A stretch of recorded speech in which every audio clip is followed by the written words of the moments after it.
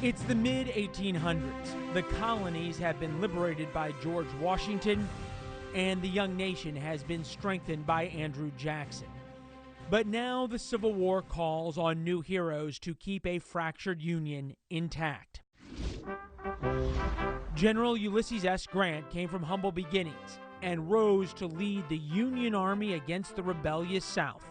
His willingness to make hard decisions led him first to victory, then to the White House.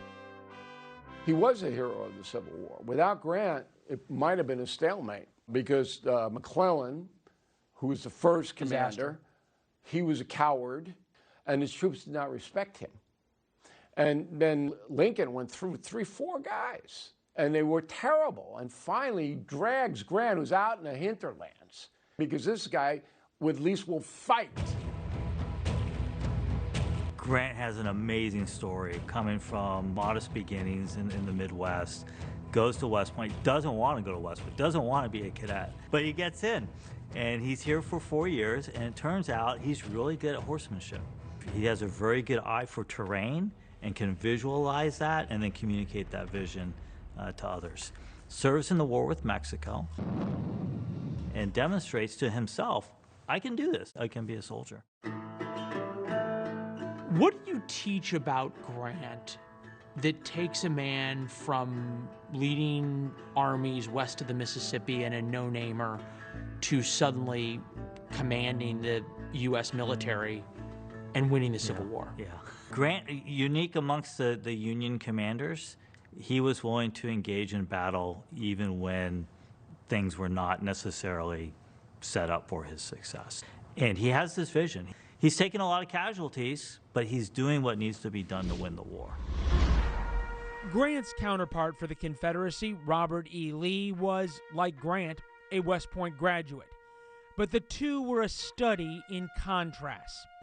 In the Mexican-American War, when Lee and Grant met for the only time before Appomattox, Lee looked down on him. Look at this, because he didn't feel that he carried himself with the aristocracy that an officer should. As far as tactics are concerned, Lee was a much better tactician than U.S. Grant.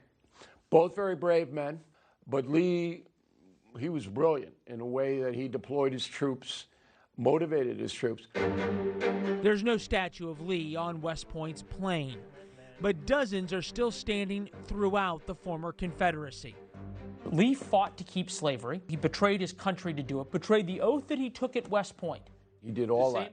Is he worthy of the statues? I think he is, in the sense that he did his duty to his state. His oath wasn't to his state. His oath was to the Constitution of the United True, States. But he made a decision. I think that in the South, there should be a historical legacy as an American warrior, not a philosopher, not a politician, as a warrior. As a warrior, you don't mind the statues. Right. I think both were honorable men down deep, my opinion, and certainly a lot of people disagree with me, but I think both were honorable men. West Point teaches so much about the art of soldiering and the art of war. Grant was also known for his art in victory, of letting Lee's army at Appomattox keep their guns and keep their horses. Is that part important to teach too?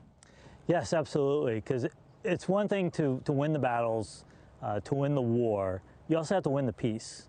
And so that gesture that he makes, I think, really set the conditions that the Union can be stitched back together and we could have the country that we have today. I believe that that was the biggest test that America has ever had, but we came through it. Thank you for watching. Subscribe below and download our NewsNation app right now on your phone, and you will get fact-based, unbiased news for all Americans.